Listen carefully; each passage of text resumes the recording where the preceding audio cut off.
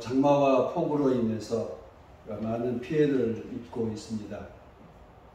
전국 곳곳에서 폭우 때문에 피해를 입고 있는데 댐이 넘치거나 제방이 터져서 많은 분들이 이제 피해를 입고 있습니다. 어제 뉴스에서 여러분들도 보셨겠지만 오송에 있는 한 지하차도에 물이 갑자기 밀려들어서 여러 사람들이 고립되고 또 아마 피해를 입고 아마 많은 사상자가 발생하는 것 같습니다. 매우 가슴 아픈 일입니다. 조속하게 복구되어서 실종자들도 모두 가족의 품으로 돌아올 수 있게 되기를 이제 바랍니다. 아마 우리가 이번 충북 지역에 내린 폭우는 예상할 수 없을 만큼 한 번도 겪어보지 못할 만큼의 폭우가 이렇게 내렸는데요. 지금 이제 그 하류에 있는 공주 전 지역이 이제 박물관조차도 이제 유물을 옮겨갈 정도로 피해가 큰 것 같습니다. 우리가 그 고통을 겪고 있는 이웃들을 위해서 그저 안타까이 바라보는 것도 필요하겠지만 그들의 아픔을 위해서 치유를 위해서 우리 함께 기도해야 할 때가 아닌가 싶습니다.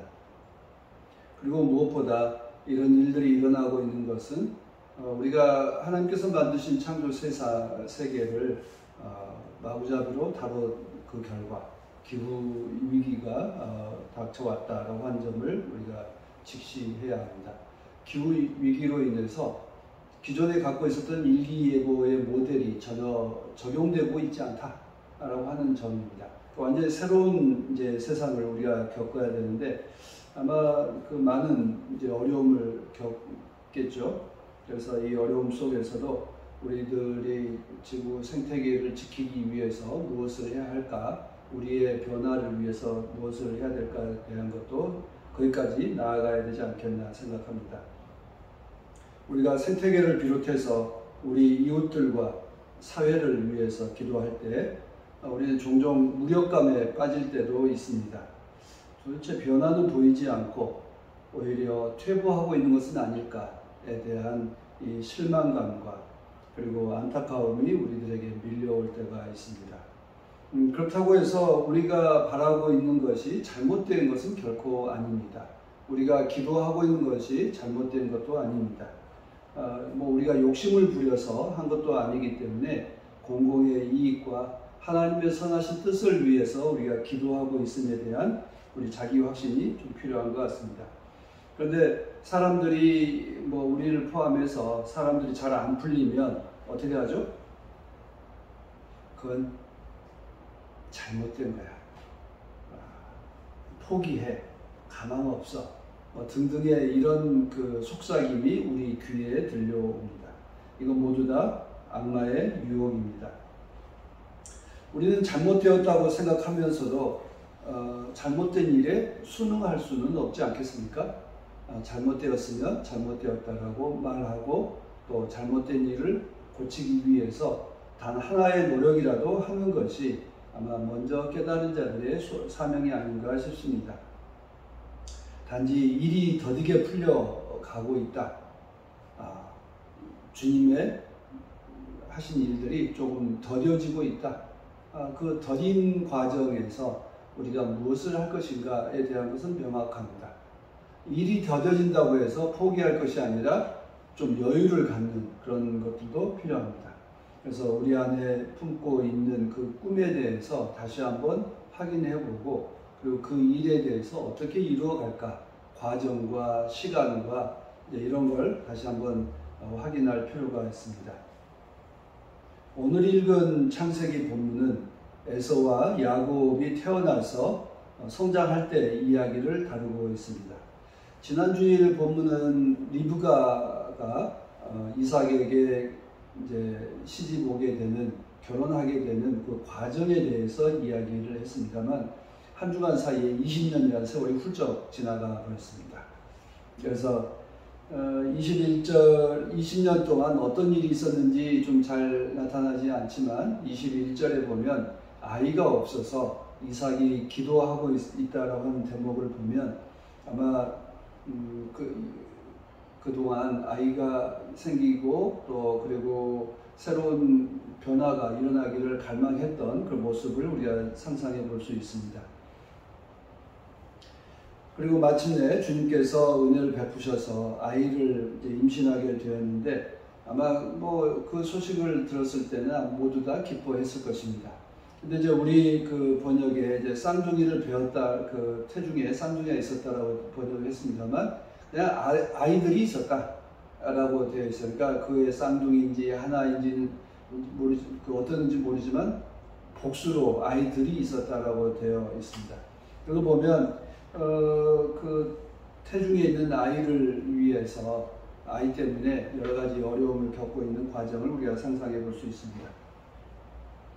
근데 오늘 25절 그 앞부분 이렇게 보면 25장 1절부터 18절까지 내용을 한번 제목 한번 봐보세요.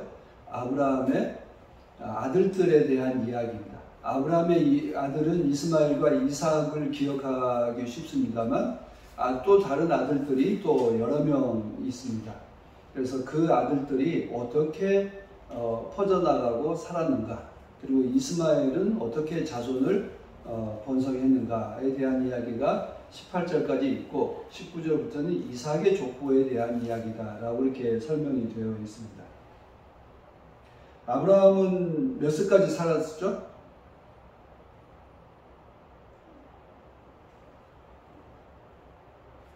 175세까지 살았다고 되어 있고요. 그리고 이삭은 몇 세에 얻었어요? 100세에 얻었죠. 100세에 이삭을 낳고 175세까지 살았다. 그리고 이삭은 40살에 장가를 갔다. 그리고 60살에 야곱과 에서와 야곱을 낳았다. 그러면 아브라함은 에서와 야곱을 보았겠죠? 그리고 나서 에서와 야곱이 15살 될 때까지 살았다라고 하는 이제 계산을 할 수 있습니다. 그래서 지금 이제 그 유대의 랍비들은 이 이야기를 통해서 아브라함은 매우 기쁜 가운데 기뻐하며 자신의 삶을 마쳤을 것이다. 왜냐하면 애초에 그 자녀가 하나도 없어서 하나님 앞에 그 기도하잖아요. 하나님, 이제 우리 아이가 하나님께서 아들을 소원을 그 아이가 그 하늘의 별처럼 그 땅의 모래처럼 많아질 것이다라고 하니까 아들이나 하나 주시면 되지. 그것도 뭐 그렇게 없는 아들들을 많이 주겠다고 하시느냐라고 하는 식의 항의를 한 대목이 있습니다. 그때 하나님께서 약속하시죠. 자손에 많아지고 아브라함이라는 이름도 열국의 아버지 라고 하는 뜻으로 이렇게 되어 있습니다. 그런 점에서 아브라함은 그렇게 25장 1절부터 18절까지 보면 자신의 자손들이 얼마나 넓게 퍼져가는가를 보았다. 그래서 하나님의 약속이 이루어졌다 라고 하는 것을 우리들에게 전하고 있습니다. 이삭과 리브가에게도 자녀가 없었던 아들을 주는 것을 아브라함은 보았고 또 태어난 것을도 경험했습니다. 그런데 이제 하나님께서 이제 리브가에게 아이를 줬는데 쌍둥이를 임신하게 되었고, 그리고 태동이 얼마나 심했는지 도저히 못 살겠다라고 하나님 앞에 가서 이제 하소연하는 이제 리브가의 모습까지 우리들에게 전합니다. 그런데 하나님께서 리브가에게 대답을 뭐라고 하시죠? 아이가 둘이다, 쌍둥이다 라고 대답하시나요? 두 민족이 있다, 두 나라가 있다 라고 이렇게 대답하십니다. 그런 점에서 이 아이들은 이미 한 민족의 그 시조와 같은 큰 그 인물이다라고 하는 것을 말하고 있습니다. 그래서 이 이야기, 에서와 야곱의 이야기는 그냥 두 아들의 이야기라기보다 두 민족이 어떻게 해서 서로 같고 다르고 서로 경쟁하고 있는가에 대한 이야기로 이렇게 보아야 합니다. 그래서 하나님은 이 두 아이가 누가 더 선하고 악하고 뭐 이렇게 판단하지 않습니다. 단지 두 아이가 있다. 그리고 서로 큰 아이가 작은 자를 섬기게 될 것이다 라고 이야기를 합니다.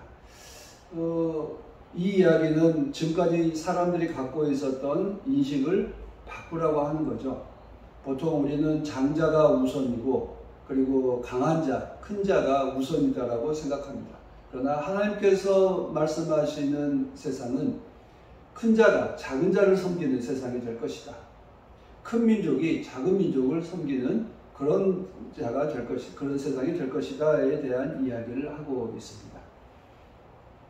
그런 점에서 에서와 야곱의 이야기는 단순히 두 아들의 이야기라기보다 우리가 살고 있는 세상의 그 질서가 어떠해야 하는가, 강한 자가 지배하는 세상, 큰 자가 지배하는 세상이 아니라 약하고 작은 자들이 우선적으로 섬김을 받는 세상이 될 것이다. 그래서 그 아이가 그런 질서가 변화되고 그 갈등하고 있기 때문에 아마 리브가의 태중에서도 이렇게 이제 그 태동이 심했던 것이다라고 해석할 수도 있을 것입니다. 그래서 유대의 랍비들은 이 이야기를 수많은 사람들이 상상력을 동원해서 설명하고 있습니다. 제가 이 유대 랍비들의 이야기가 여러 가지 있다라고 말씀드린 건 여러분들도 이 이야기를 읽으면서 상상력을 발휘하시면 됩니다. 그래서 지금 내가 약한 자라고 한다면 하나님께서 나로 하여금 섬김을 받는 우선적인 존재로 발전시켜 주실 것이다, 존중해 주실 것이다에 대한 확신을 갖는 것이 필요하고요. 지금 내가 강하다, 그리고 내가 힘이 있다라고 생각하는 사람들은 작은 자를 섬기는 자의 삶의 겸손함을 깨닫는 것이 필요합니다. 그래서 하나님께서는 그 에서와 야곱의 이야기에 대해서 이렇게 말씀하고 있는데, 이 이야기 속에는 켜켜이 쌓여있는 대목이 있습니다.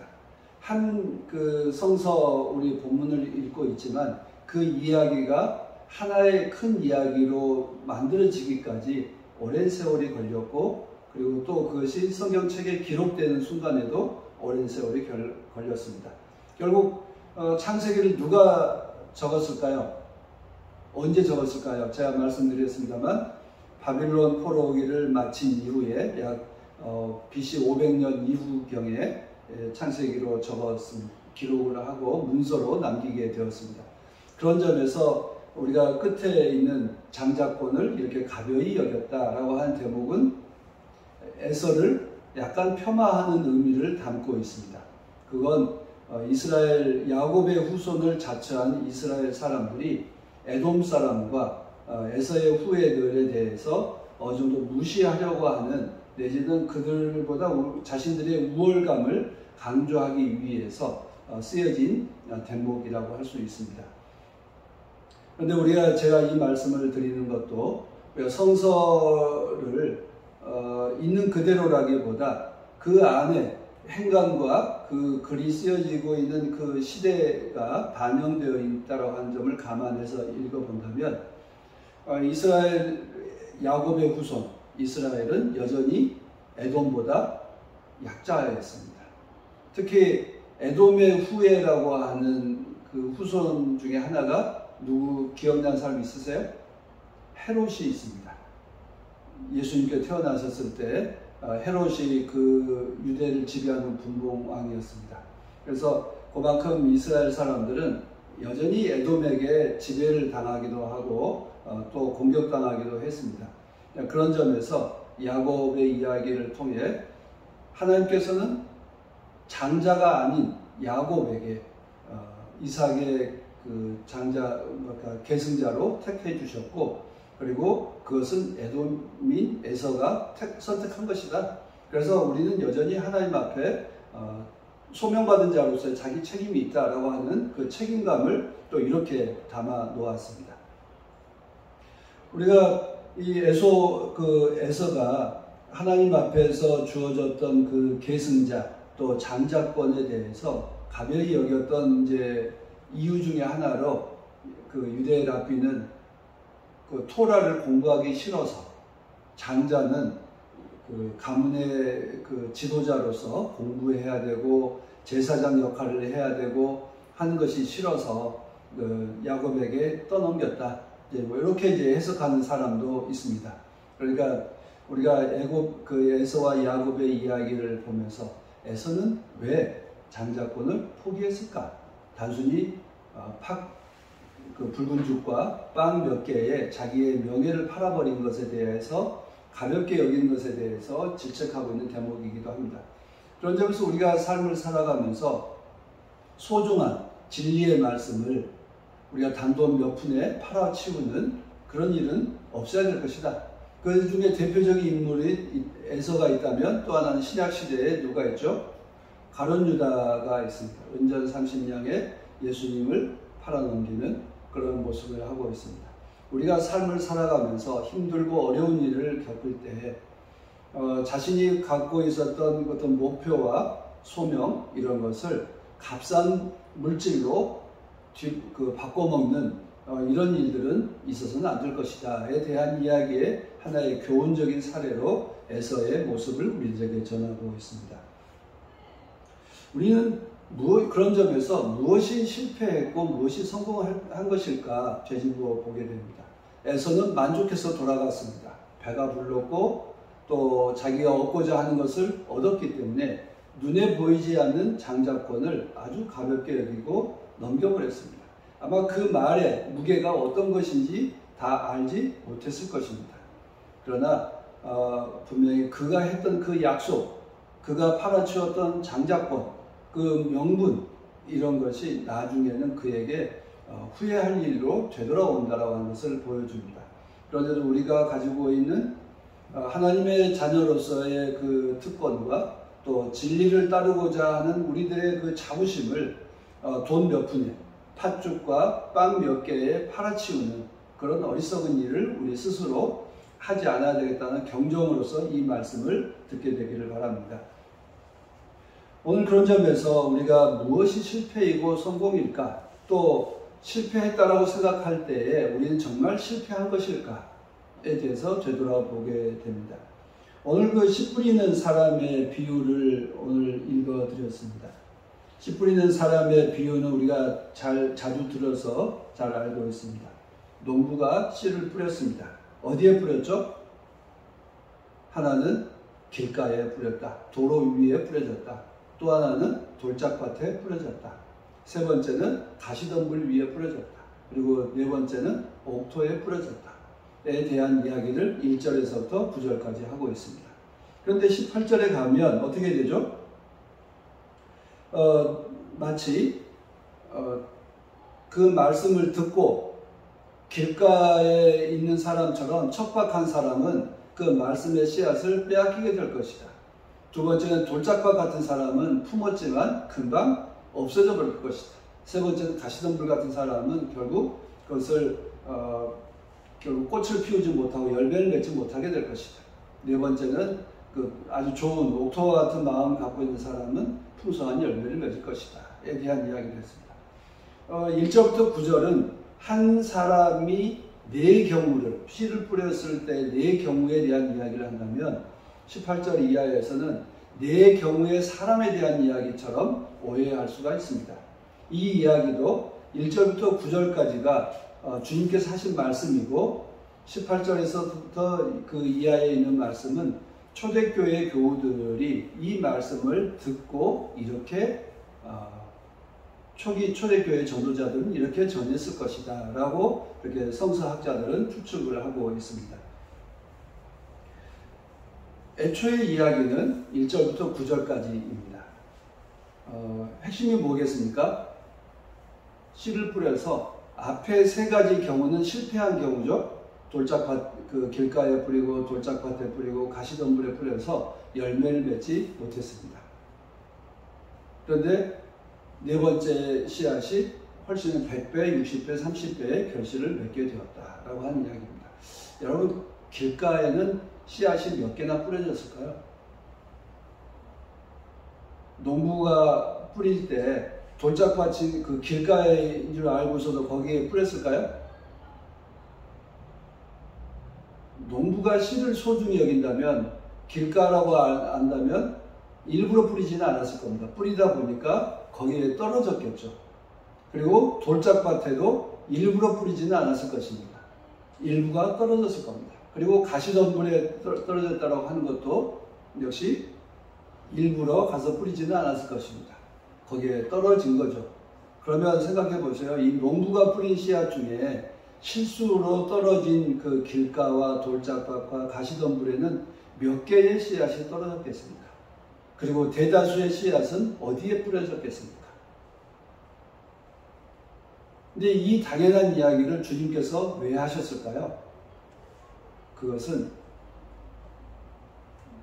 길가와 돌짝밭과 가시덤불에 떨어진 씨앗이 있다 할지라도, 실패하고 실수를 했다 할지라도 본 밭에, 그 넓은 밭에 뿌려진 씨앗이 있으니 그런 건 연연하지 마라. 잊어버려라. 실수를 해도 실패를 해도 거기에 붙잡히지 말아라. 더 많은 100배, 60배, 30배의 소출이 있지 않느냐. 그래서 세상에 씨를 뿌려도 자신 있게 뿌려라. 실패해서도 자신 있게 또 해라 라고 하는 이야기를 하려고 하는 것입니다. 이 이야기는 주님께서 제자들에게 하신 말씀입니다. 귀 있는 자는 들어라. 이 말씀을 새겨 들어라라고 하는 것입니다. 다시 말해서 씨 뿌리는 자는 실패한 것에 대해서 두려워할 이유도 없고, 실수로 몇 개 던져 버려졌다고 해도 그것에 대해서 아깝게 여기지는 말아라. 더 많은 것이 약속되어 있으니 자신 있게 살아라. 여유 있게 살아라 라고 하는 말씀을 우리들에게 들려주고 있습니다. 그래서 오늘 제목을 저는 씨 뿌리는 자의 사람의 여유라고 하는 것으로, 비유가 아니라 여유라고 적었습니다. 우리 그리스도인, 예수를 믿고 하나님의 자녀임을 확신하고 살아가는 우리들은 세상 가운데 실패하고 또 우리들의 뜻대로 되지 않는 일이 있다 할지라도 거기에 대해서 너무 낙담하거나 두려워하거나 또 우리가 포기하거나 하지 말라라고 한 것입니다. 왜냐하면 하나님께서 우리들에게 더 좋은 것으로, 더 많은 것으로 채워주실 것이다에 대한 이 약속의 말씀이 있기 때문입니다.